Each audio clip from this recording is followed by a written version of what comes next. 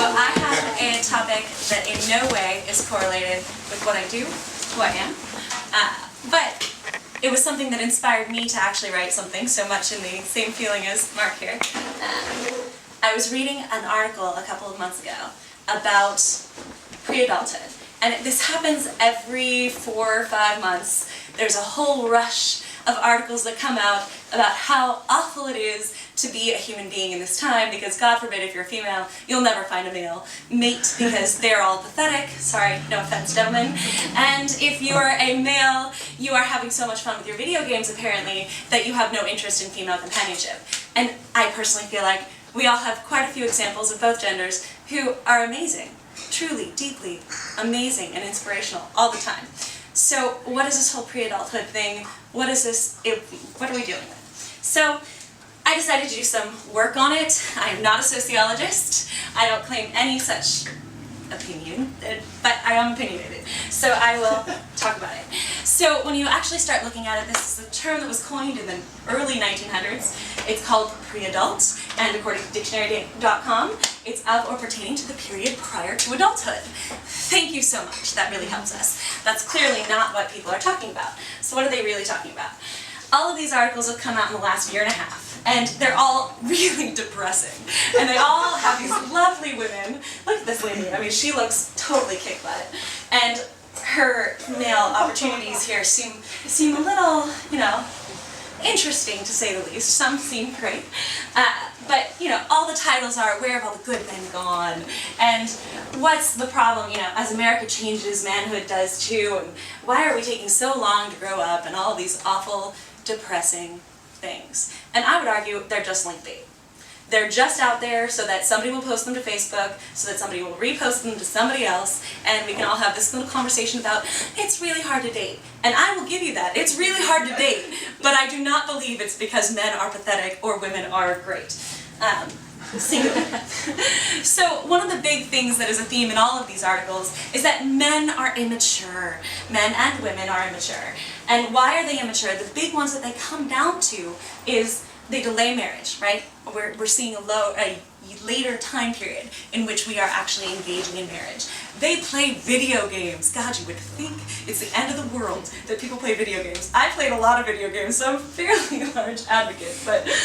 And then they live in communal houses, or God forbid they're still living with their parents. They have this failure to launch component that's occurring. And we are all going to die because of this, apparently. Or not procreate, and therefore the society die. So the latest rash of these came out because of this book that Kay Hymowitz wrote. She is a sociologist, and she says that the reason why men are not being men is because women have become the superior sex.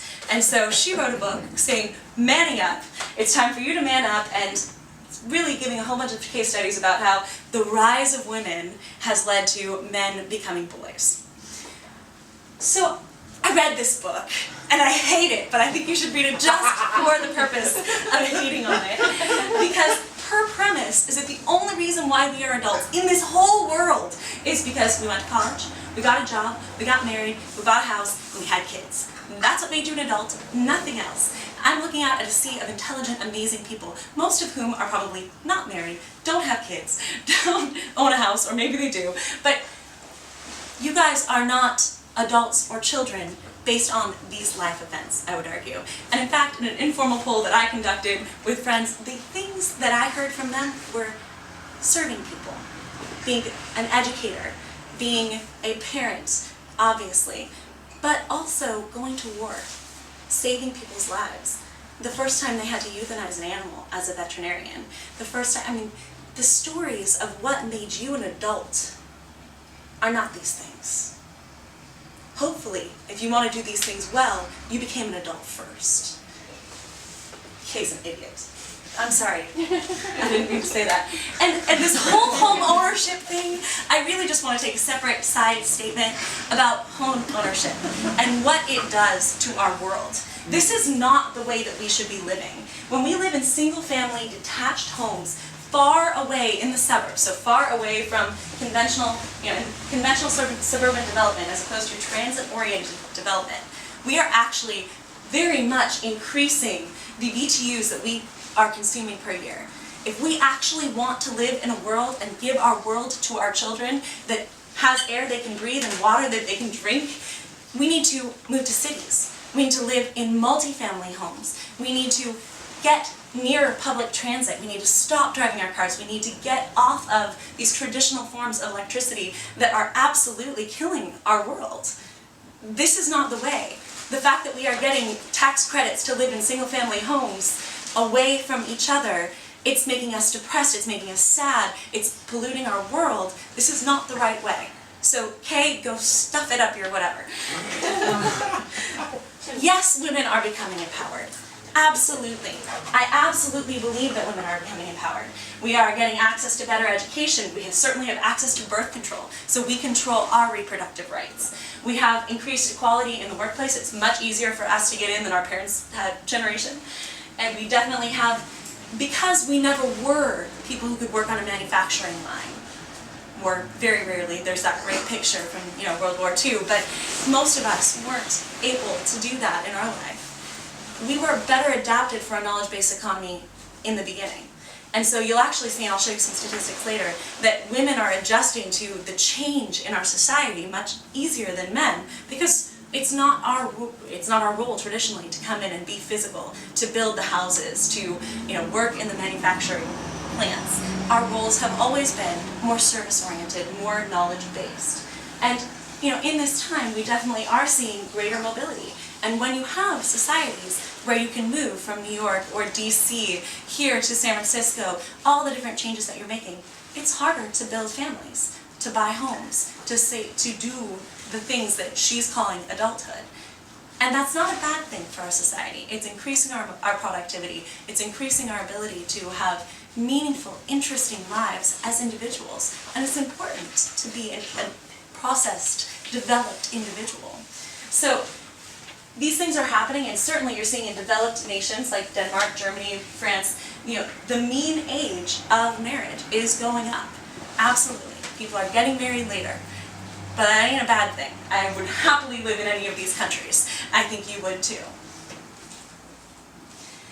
Now, we do have problems in the world with what's happening with our men. In the ages of 15 to 24, male suicide is 6 times more likely than female suicide. Incarceration rates are absolutely astronomical. In the 70s, we were looking at 170 people per every 100,000 being incarcerated. Now it's nearly 1,000, and that's a 90% male problem. We are incarcerating 90% of our incarcerated body is male populace. That's very scary. We do have a significant amount of male labor force disengagement, and it's happening in the later years of life, people who cannot transition from manual labor into this new economy. We're just losing them. We're just letting them fall off. We have male disengagement from families. In the 1950s, 93% of families, you had your father living with you. In this day and age, only 78% of families have a father figure in the home, and only 2/3 of those families actually have the biological father figure in the home. That's very scary. And we definitely have male disengagement from our civic world. People are not voting. All of us aren't voting. But men are twice as unlikely to vote as women. That's a scary statistic. It's going the wrong direction. And we have some scary statistics in our early childhood indicators with men. Special education, 76% of children who require special education are male. We have 2/3 more likely to have attention deficit disorder, certainly to be diagnosed. We can all talk about what ADHD and diagnosis means about, but they're more likely to be diagnosed, significantly more likely. We have 34% of our children by the age of 15 to 17, 34% of men are enrolled below their modal grade. That means they've been held back. 34%. That's scary. We have much higher high school dropout rates, much higher. Less of them are graduating, less of them are going to college, less of them are completing college. These are scary statistics. And just to give you sort of a sense of what those numbers look like, I mean, again, we're not talking about a huge number of people in the United States that are dropping out of high school, but there are more women enrolled than men, and 57% of women are more likely, or 57% of men are likely to be the dropouts, whereas it's only 43% of women. So clearly there's a divide there. It's rolling in the wrong direction. We are failing our boys. We are, as an educational system. But why does it matter to us as a society? Why does this whole pre-adulthood myth, why does the fact that people aren't getting married, why does it matter? What is happening to us? The truth is, divorce rates are down. People like to talk about how divorce is 67%. First marriages, we're down to 41% of first marriages are in. Now, I know that sounds, woohoo, 41%. It's still kind of scary, but they're down. And in fact, the vast majority of the divorces that we're seeing in that first category, they're limited to people who got married in their 20s. That is the only one that's still trending up. So, note to self, you want to have a marriage that lasts, do it in your 30s.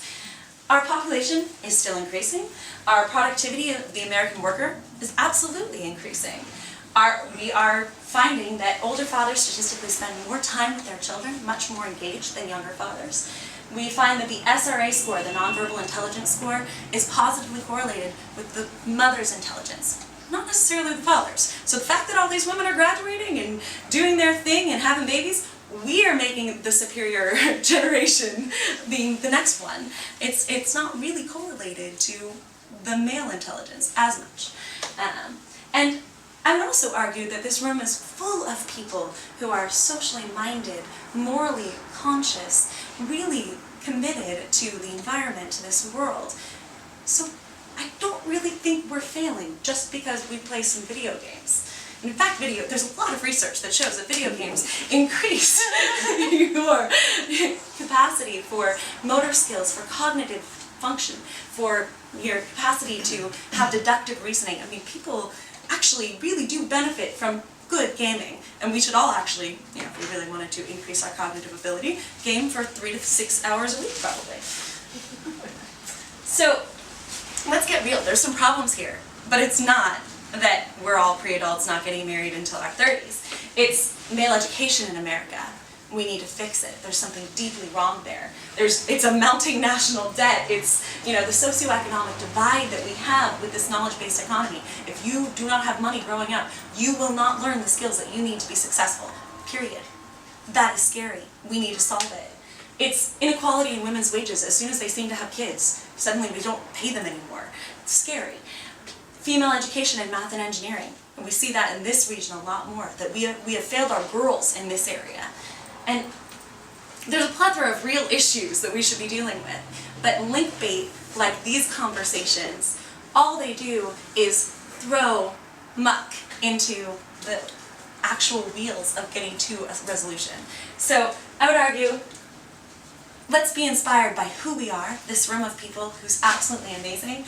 Let's get off of posting things that make absolutely no sense logically, and let's actually educate each other and focus on our future.